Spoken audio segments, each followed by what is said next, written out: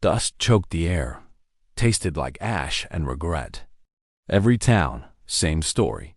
Trouble brewed, and then he'd appear. Not a whisper of a name, no jingle of spurs, just that horse, black as midnight, and eyes that held the weight of 1,000 sunrises. The cowboy felt it, deep in his gut, a pull like a lariat, drawing him closer to the mystery, to the man who rode without spurs, and the dark twist of fate that was about to unravel. The sun beat down on Silas's back, a familiar ache that usually meant a day well spent mending fences on his small, isolated ranch. Today, though, it felt different, heavy. A stillness hung in the air, a quiet that wasn't peaceful but watchful. His only company was old Bess, his cantankerous but reliable Mari, who seemed to sense the shift too, her ears twitching, eyes scanning the horizon. Silas had a knack for reading the land, for feeling the subtle tremors of unrest, and right now, every fiber of his being screamed wrong. It had been a quiet morning, too quiet. The usual distant lowing of cattle, the rustle of wind through the dry grass, all muted. He'd ridden out to check the north pasture, a routine chore, but a chill had settled in his bones despite the heat. He blamed it on a lack of coffee, but deep down, he knew better. Then he saw it, a broken rail on his fence line, not from age, but from a deliberate, forceful breach. Splintered wood, a deep gouge in the earth nearby. It spoke of more than just a stray animal. His hand instinctively went to the Colt holstered at his hip. A Colt knot tightened in his stomach. This wasn't some stray steer, nor was it the work of common rustlers. This felt like a message, an invasion. A lone figure on horseback appeared on the ridge, silhouetted against the blinding sun. The rider was still, unmoving, just watching. Silas squinted, trying to make out details, but the distance and the glare made it impossible. Yet, something about the rider's posture, the way the horse stood, sent a shiver down his spine. It was the same silent, watchful presence he'd seen in other towns. Towns where trouble had come calling. Towns he'd left behind, hoping to outrun the echoes. It was the kind of presence that left you feeling exposed, like a hawk circling overhead, sizing up its prey. Silas's heart hammered against his ribs, a drumbeat of unease. He prided himself on his calm demeanor, his ability to observe before reacting. But this felt different. This felt personal.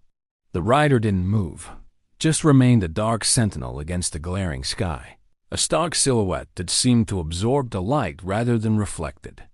A choice pressed in on Silas. Right away, ignore the creeping dread. Pretend he hadn't seen the broken fence or the silent observer, or ride towards it, towards the silent watcher and whatever unholy storm he brought with him. He gripped the reins, his knuckles white. The stillness stretched, suffocating. He knew, with a certainty that chilled him to the bone, that ignoring it wasn't an option. This wasn't just a threat to his ranch. It felt like a reckoning, long overdue. Silas rode towards the ridge, the sun now at his back, casting a long skeletal shadow before him. The figure hadn't moved, seemingly carved from the very rock of the hillside. The closer he got, the more details emerged. A dark duster, weathered by countless miles and forgotten storms, a wide-brimmed hat obscuring the face almost completely, and the horse, a magnificent black stallion, sleek and powerful, yet utterly devoid of any saddle spurs. The absence of spurs struck Silas as odd, almost unnatural for a rider of the plains. It suggested a control born of something more than common horsemanship. "Howdy," Silas called out, his voice a low rumble, the customary greeting feeling hollow in the oppressive silence that stretched between them. The rider gave no reply, no nod, just that unwavering gaze from beneath the hat. Silas couldn't quite make out the eyes, but he felt their intensity, a piercing focus that seemed to strip him bare. It was unsettling, like looking into a deep, dark well, knowing there was something ancient and unknowable at its bottom. "Something you need?" Silas tried again, his hand hovering near his pistol, his fingers itching for the familiar weight of the cold steel. This wasn't a traveler looking for directions or water. This was something else entirely, something preordained. Finally, the rider spoke, the voice a low, gravelly whisper that seemed to carry the dust of forgotten trails and the weight of countless secrets. "Trouble's coming, cowboy." Already here, in fact. Silas narrowed his eyes, a spark of defiance igniting within him. "Trouble's always coming. Who are you? And why are you watching my land?" "A warning," the rider said, shifting slightly in the saddle, a subtle movement that conveyed immense coiled power. "They're after something you got. Something hidden, something passed down." "And what's that?" Silas asked, a cold dread seeping into him. He didn't have much to his name beyond this small ranch and the sweat of his brow. What could he possibly possess that would draw such a dark presence? "A legacy," the rider said, the word hanging heavy in the air, then added, almost as an afterthought, his gaze seeming to pierce directly into Silas's soul, "and the blood that runs in your veins." Before Silas could press for more, a shot rang out, ripping through the quiet afternoon like a tear in a canvas. It wasn't aimed at them, but at the small, dilapidated barn back on Silas's ranch. Smoke billowed from the roof, thick and black against the pale sky. Silas's breath hitched. "My home!" he roared, a primal sound of despair and fury. He spurred old Bess, forgetting the mysterious rider for a desperate moment, his mind consumed by the inferno engulfing his livelihood. He raced back, the black stallion keeping pace effortlessly beside him, its rider still, silent, a dark shadow that seemed to anticipate his every move. When they reached the barn, it was already engulfed, flames licking at the wooden beams with a hungry ferocity. Two figures, masked and armed, emerged from the smoke, brandishing rifles, their eyes glinting with malicious intent. "Get out!" one of them yelled, his voice muffled by a bandana, thick with a sneering satisfaction. "This land's taken." Silas drew his Colt, his heart pounding a furious rhythm against his ribs. But the other masked man, quicker, raised his rifle and fired. The shot struck old Bess in the flank. The mare whinnied, a heartbreaking sound of pain and fear, stumbled and collapsed, throwing Silas hard. He landed with a sickening crunch, the wind knocked clean out of him, a searing pain shooting through his arm. He scrambled to his feet, gasping for air, his vision momentarily blurred. He saw old Bess, struggling, her eyes wide with fear and pain, her breath coming in ragged gasps. The masked man laughed, a harsh guttural sound that seemed to mock his very existence. "That'll teach you to get in our way, old man. This ain't your land anymore." Silas saw red. He raised his Colt, a primal roar tearing from his throat, but the black-clad rider was faster. A blur of movement, and the rider had drawn a knife, throwing it with pinpoint accuracy. It struck one of the masked men in the shoulder. He cried out, a high-pitched yelp of pain, dropping his rifle. The other masked man hesitated, then opened fire, a barrage of bullets tearing into the ground around Silas, but the rider was already gone, melting back into the swirling smoke, a silent phantom. Silas was alone, his barn burning, old Bess dying, and the masked men, though momentarily stunned, were closing in again, their cruel laughter echoing in his ears. He had lost his home, his trusted companion, and the element of surprise. The game had begun, and he was already on the losing side. The acrid smell of smoke mingled with the metallic tang of blood in Silas's nostrils, a sickening perfume of destruction. He knelt beside old Bess, stroking her neck, whispering reassurances as her labored breathing grew shallower, each gasp a jagged tear in his own soul. The masked men, startled by the mysterious rider, had vanished into the dust, their shadows receding as quickly as they'd appeared. But their presence lingered, a sinister promise of return, a chilling guarantee that this was far from over. A wave of helplessness, cold and sharp as a winter wind, washed over Silas. He closed his eyes, and the burning barn, his ravaged home, faded, replaced by another inferno. Another loss that had haunted his dreams for decades. "Run, Silas, run! Don't look back."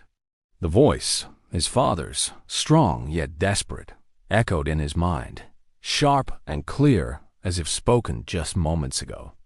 He was a boy again, small and terrified, hiding in the tall grass, his face pressed into the dirt, watching his family's homestead burn, the same orange glow against the night sky, the same desperate, choking smoke filling his lungs.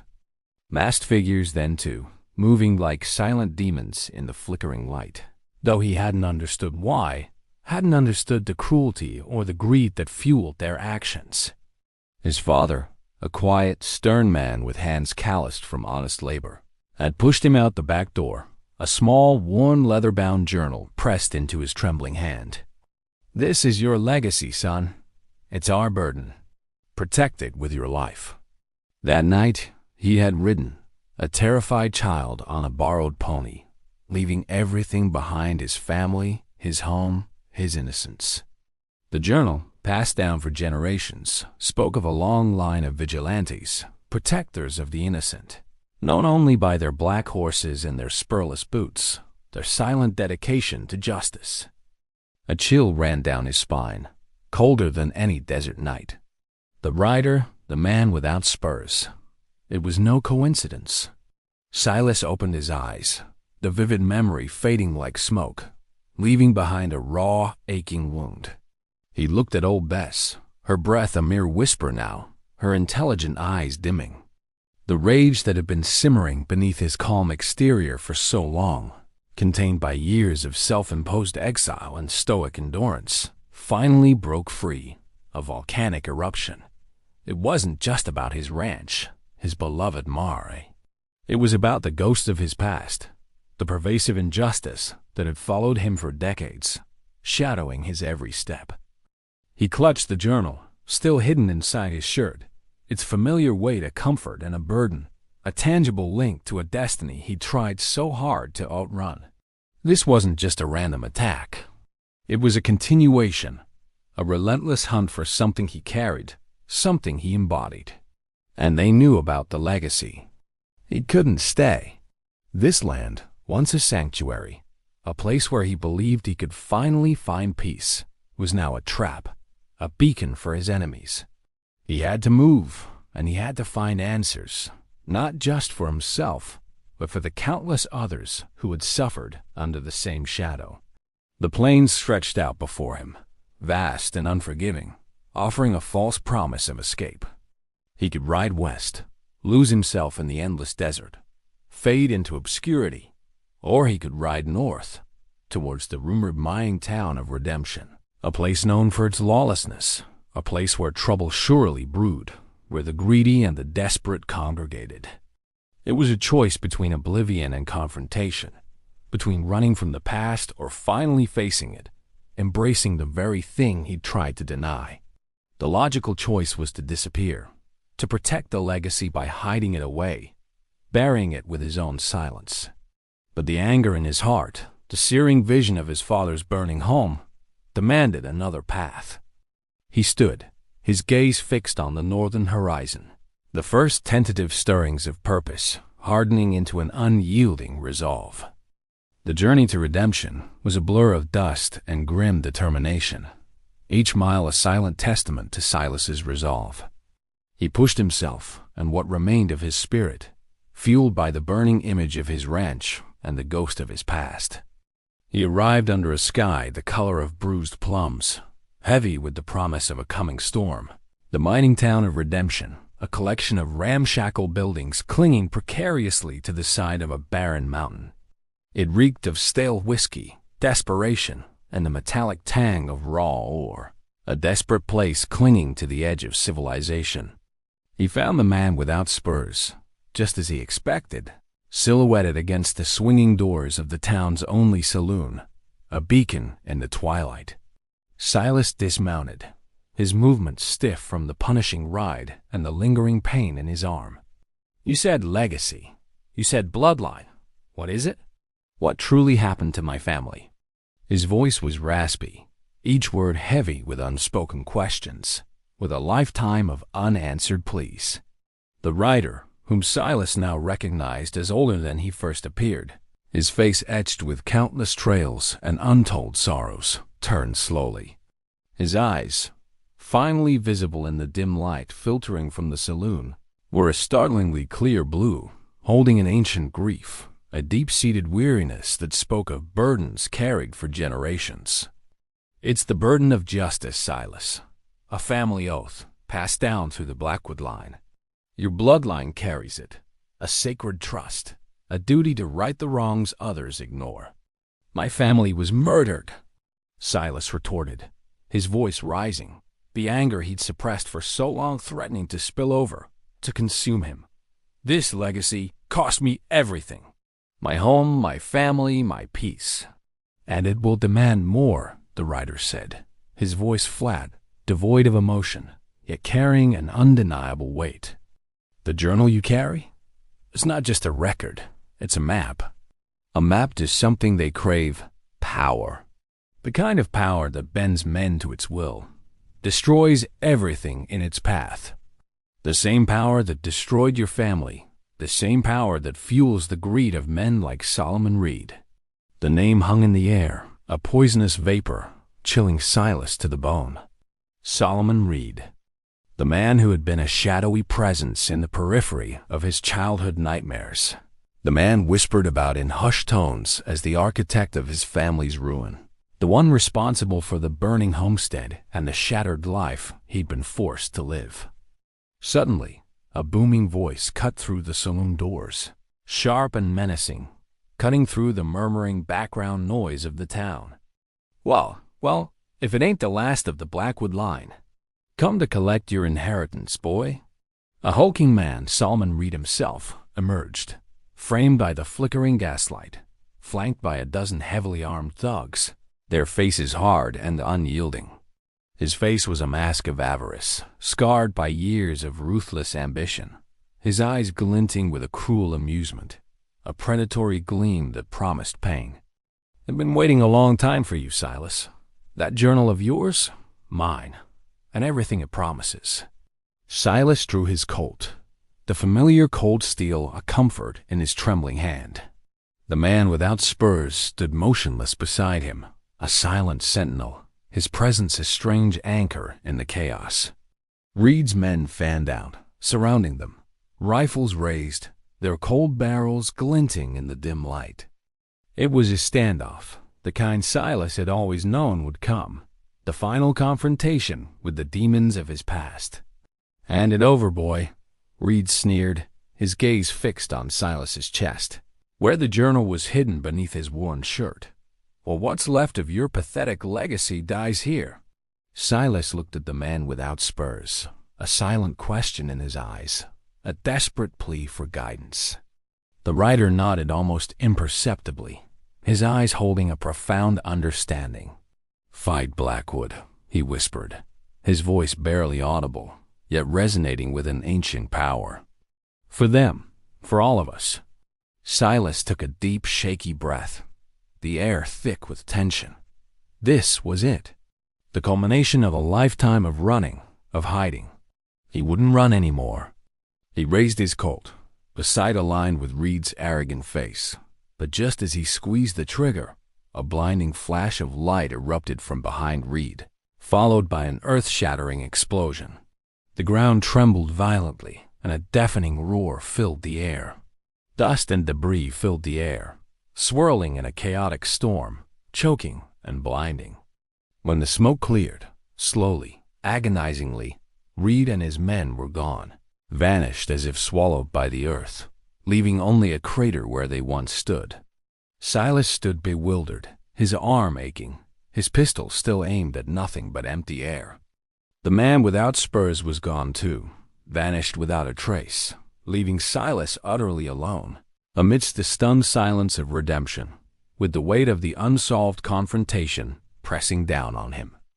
Everything seemed lost, the chance for revenge, for answers, for closure, snatched away in an instant.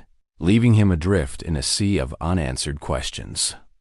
The dust settled slowly over redemption, blanketing the chaotic aftermath in a shroud of gray. It left a phantom ache in Silas's chest that mirrored the throbbing in his arm, a constant reminder of the violence and confusion. He limped into the saloon, the few remaining patrons staring at him with a mixture of fear and awe, their whispers hushed and fearful. The sudden, inexplicable explosion had shattered the tense standoff, leaving Silas with a hollow victory and more questions than answers. He slumped onto a stool at the bar, ordering a whiskey, his gaze distant, lost in the swirling patterns of the aged wood.